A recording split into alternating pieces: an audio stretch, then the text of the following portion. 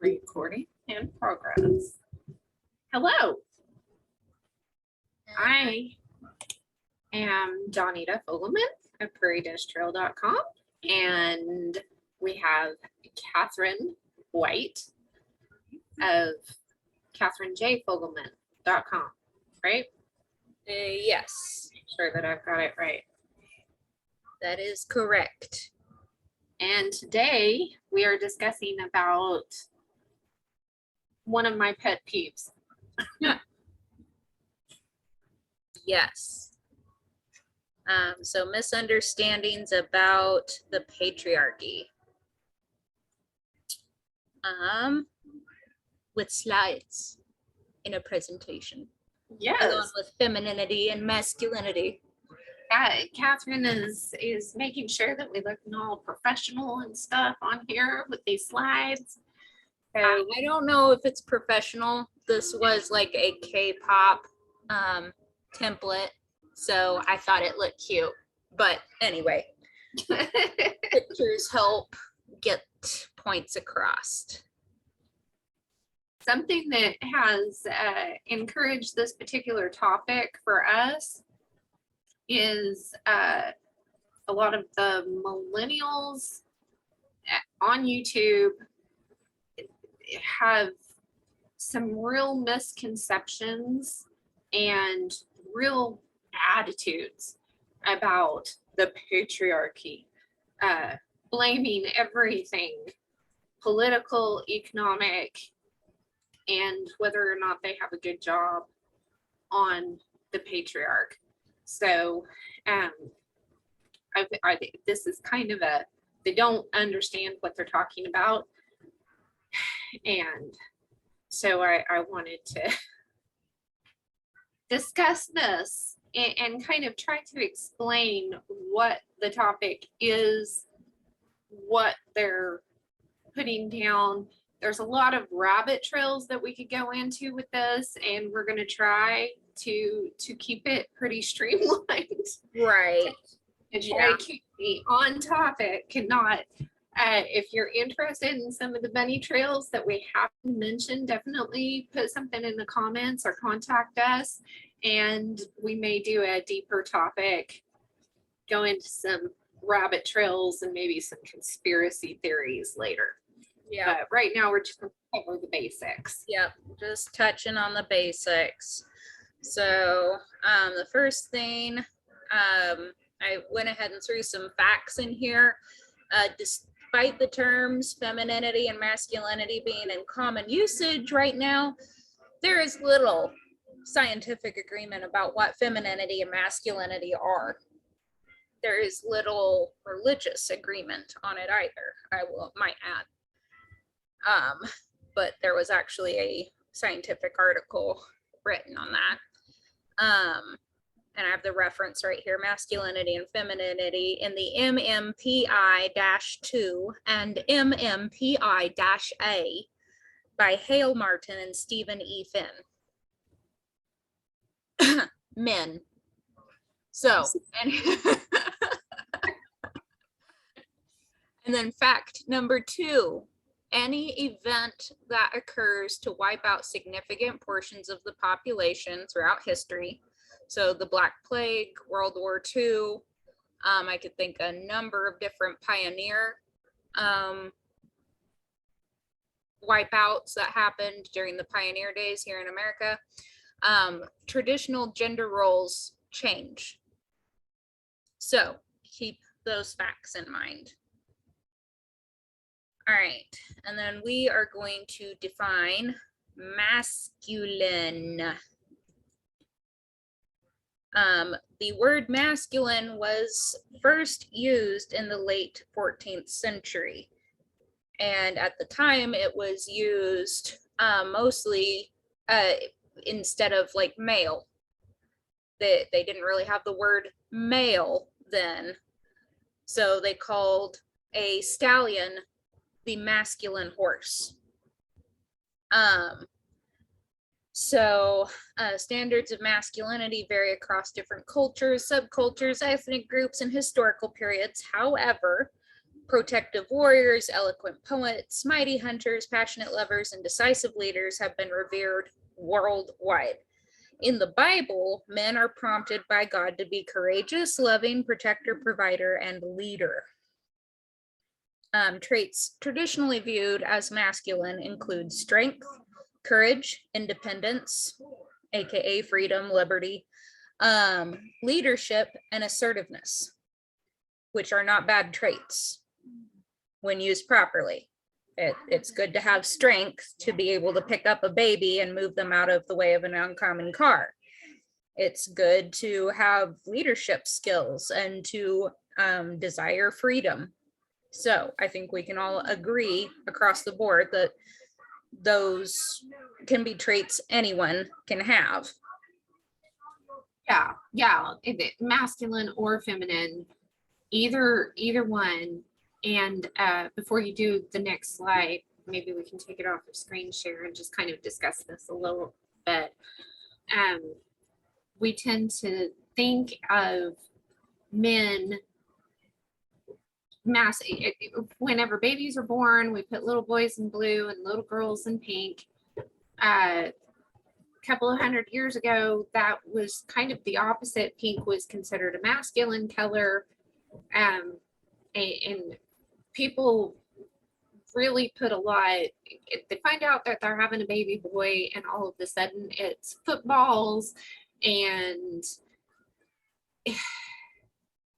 we put masculinity and femininity into boxes. We start out putting them in boxes. And that was a really interesting thing I noticed as I was doing the research on this and definitely going through the Bible on this. God, for sure, never put men and women into separate boxes. And no, they have always, in God's mind, been side by side. When he's telling something to the men, he's telling it to the women too. And in the Bible, whenever he's usually talking to men or talking to the children of Israel, he's either talking to, heads of family to pass this on, because honestly, most women, not all, but most women are happy to be in their own little world, whatever their thing is, whether they've got a job or they're stay-at-home moms or whatever it is. Getting out and doing like political things and stuff, there's those few women that are just really, really good at that and really like to get out there. I like to be involved. Not all women are Joan of Arc. Right. I like to get involved. I like to go to political events and I like to listen to the politicians speaking. But I'm one of the few that does. So usually the women were doing their own thing. The dogs are squeaking their toys. They're happy right now. So the women, so it would be the men that were out there doing that, because women are nosy in a different way than men are nosy. Yeah. So that's just how we do. But I think we've caused some confusion for young people today that is partially the church's fault and partially just our mainstream, especially in America. Whenever you go shopping for little boy clothes, notoriously they're going to have balls on them. A baseball, a soccer ball, a football appliqued on it, or it's going to be a little t-shirt just covered with different kinds of balls and trucks and things like that. Well, my girls enjoyed playing with balls. Bless you. The girls enjoyed playing with dinosaurs and trucks and all of those things. The other day I found on Amazon a baby girl dress with dinosaurs in a dinosaur print. And I was so excited. It was like, oh, because you can usually only find dinosaurs in little boys' clothes. And right, it's adorable in little boys' clothes too, but anyway, it just, it's yeah, who's to say little boys are supposed to be interested in this and little girls are supposed to be interested in this? There are men who are wonderful jewelers.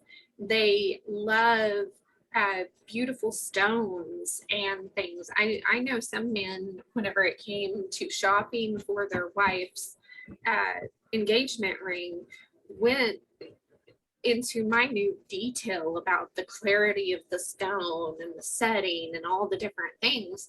That doesn't mean he's not masculine. right.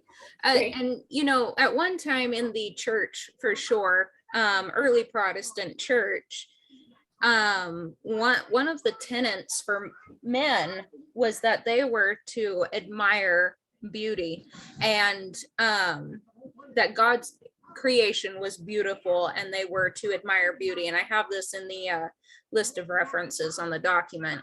And one of the points under that admiring beauty section in their books at the time was that you are supposed to dress beautifully. And they were putting this to the men, that you and your wives are supposed to dress beautifully because you are a beautiful creation of God. And while we can't run around naked in all of that glory, we should dress our temple beautifully. And so early Protestant church was all for men dressing beautifully. Let me see. Yeah, dressing nice. Well, and you have men in the 16 and 1700s that dressed very snazzy, to say the least. And even in the early 1900s, in the 1800s, early 1900s, you know, the suits were very well tailored. Men had a nice hat. Even in the 70s, when I was growing up, the cowboys out here, they had embroidered Western shirts that had roses and flowers on them. Often they were pink or purple. They had, their boots were shiny and, you know, pointed toes and heels. And nobody was going to question their masculinity because they looked. Right. Some guys are very musically inclined. They're not sports oriented.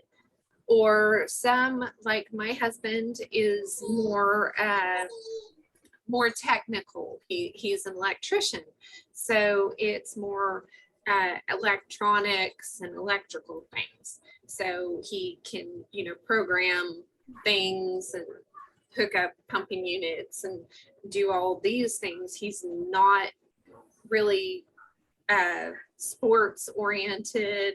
He's not musical, though he says he can play any instrument by turning on the radio, you know, or whatever. But you know, it's not those particular things. But unfortunately, in the 80s, any boy that I grew up with that wasn't wanting to play football, or at least baseball or basketball. I mean,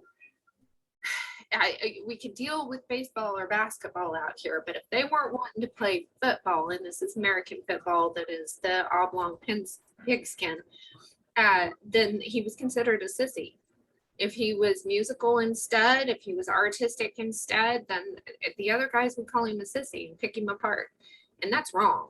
That's wrong. Those are, there's nothing about that is not masculine.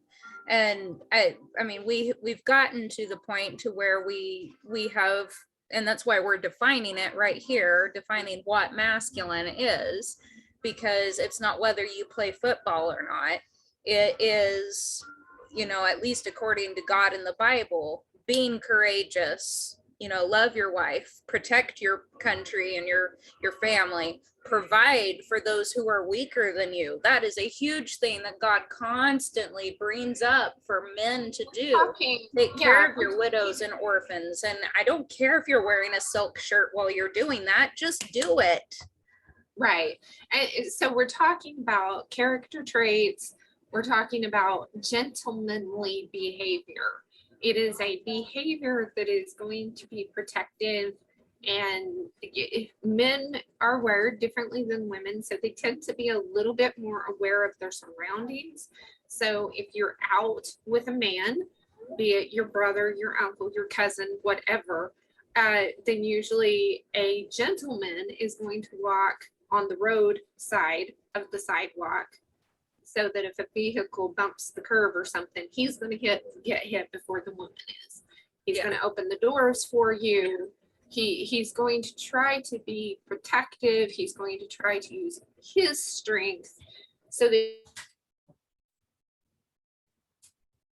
strong. My mother was almost 6 foot tall. She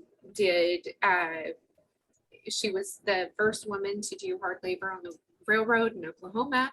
She was very strong, but a woman's strength gets kind of used up faster than a man's. We don't have quite the endurance that a man has in the same way.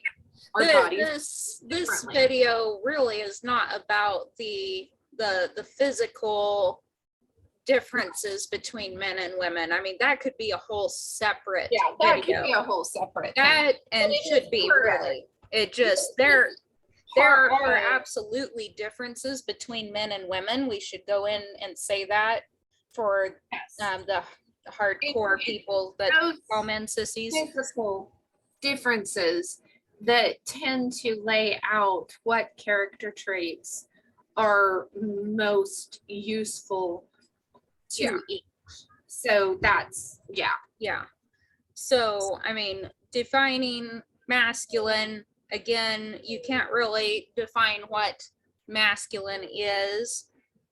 You see what God wants men to do and be in the Bible, and we have these traits that are typically masculine, considered masculine, but they're not tied to men only. right. And the same with feminine. The word femininity and womanhood are first recorded in Geoffrey Chaucer around 1380. If I could go meet somebody in history, it would probably be Chaucer. And I'd probably get in trouble with him. So, what was that movie? What was the name of that movie? Knight's Tale. Knight's Tale, yes. With it, hopefully Chaucer with clothes on. Hopefully Chaucer with clothes on. But the defining characteristics of femininity, again, vary between and within societies. Worldwide, it typically embodies characteristics like being nurturing and sensitive, wise, and life-giving.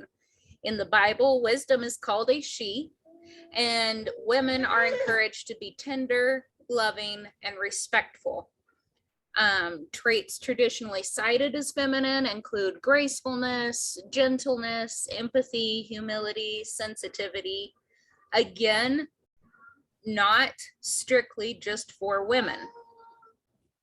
But we tend to be seen this way, especially by men, because the most klutzy, ungraceful woman to some men is going to seem graceful. Because of the way she is, because of her. I mean, I've always struggled with meekness, but your dad said that one of the reasons that he was attracted to me was by my meekness. Well, he was seeing a meekness that I don't know was actually there. So sometimes it's something that is perceived in you that you may not really even feel like you embody that. So but it is interesting that the Bible calls wisdom a she. Yeah. It calls lots of things a she. And people who are Bible haters like to say, well, God was against anything feminine and everything evil was considered feminine. And that's not true. That's not true whenever you read through the Bible. In fact, a lot of times in the Bible, it is women having to step up and save men's bacon. Well, and when he compares a virtuous woman, Yes. he's comparing it to a ruby, Yeah. the hardest, sturdiest stone. I mean, a ruby is, if you look at the constituents that are in a ruby and what makes a ruby, you're talking about a vibrant color. You're talking about something that is hard and durable, and that's not some soft mansy pansy Yeah. feminine thing. There's He's fine. there's a lot more there to it. Right. So be nice to Pilot. Quit that. 2-year-old is having a lesson in being nice to the dog. Because Yes. he's not letting her cover him up in a blanket. Okay. So defining patriarchy versus matriarchy. So whenever you look at what the actual definition of patriarchy and matriarchy and what they mean and what they are a society or government. So a patriarchy is basically where, and you can read the definitions right here, but a patriarchy is where the children essentially are traced through their father's bloodline. A matriarchy is where the children are traced through a mother's bloodline. The reason there aren't typically a lot of matriarchal governments is because women aren't typically the ones going out in the battlefields, at least since the Middle Ages. We have had women warriors, there was like Joan of Arc and stuff, but usually if a woman has a baby or has children at home, she ends up staying at home. So she's still there to carry on the bloodline, but if the father dies, then she needs a way to trace her children's bloodlines. And so that is why a patriarchy is typically the running thing, is just because of how humans run the planet. We all go to war at some point, and we want to send the men folk out there because we got to stay here and take care of the kids and feed everybody. And whenever they get themselves killed, then we've got to be able to trace the kids. Well, and some of this is survival too. One man can father a lot more children than a woman can. So if you're needing to repopulate your society, you don't need as many men as you do women. It takes a man a little bit to conceive a child. It takes a woman 9 months to produce one. So that's just it. We get back to physiology again. And so it just typically works better to have your children traced through the father's bloodline. In Western society, we have the surname, the names of the fathers going down, or what he did, Baker, banker, whatever the names are. So that's kind of where that comes from. Now, in the modern dictionary, it says how it defined patriarchy. Now, it had the modern dictionary.com or whatever it is. It had definitions for patriarchy, but it didn't have anything for matriarchy. And for patriarchy, it says a social system in which power is held by men through cultural norms and customs that favor men and withhold opportunity from women. And whenever I read that, I was reassured that we don't live in a patriarchal country. No. And people don't understand where that power system comes from. And any man of power that understands his power will say he's got a good woman's support, or several women probably supporting him in that place. And a lot of times, because women tend to be more of the nurturing sort, and we are considered the wise in a way, the man does rely on our nurturing and for us to help guide them. It's supposed to be a balance. It's supposed to be a balance. Patriarchy is basically the line of authority. Anything that works economically works under a line of authority. So if you're a Bible believer, then you have God, and then the man, and then the woman, and then the children, and others. And that's gotten out of whack because either the king or the pope or somebody else is trying to put themselves up there. Yeah. And so whenever you get in the military, you have that line of authority that you go through, and things just work more efficiently that way. So when there's a decision to be made in our family, I will usually do the research. I will look up different things, unless it's electrical, and then my husband's got to do the research. But we on our strengths and our weaknesses, we balance each other on that. And I'll look up the information. I'll look up a couple of different options that we might have. What's going to be the most economical? What's going to be the best bang for the buck? Anytime we have what a lot of marriages end up suffering from is that there is one trying to control the other. And that's not how it's supposed to work. It's not typically the man that's trying to control something. Right? Women are control freaks. Let's just be honest, girls. Women are control freaks. So she's trying to micromanage. Yes. And micromanage is an area of control. So if you're micromanaging thing and then he's being controlling, he's doing that out of desperation because you're micromanaging. Anybody micromanages me, and then I all of a sudden start having a control issue. So men are going to do that.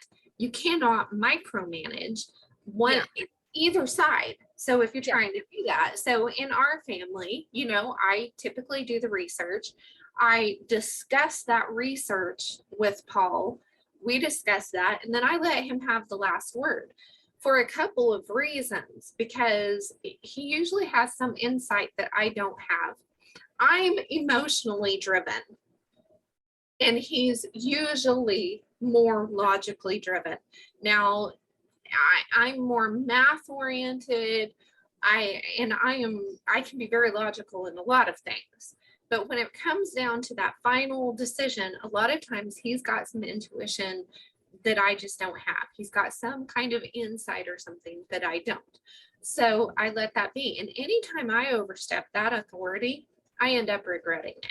Yeah. Now, that's not to say that works 100% that way for each household, because I look at some of my friends from Mexico that have moved up here to the States, and they are incredibly matriarchal driven households, and those men have got to run everything by their women.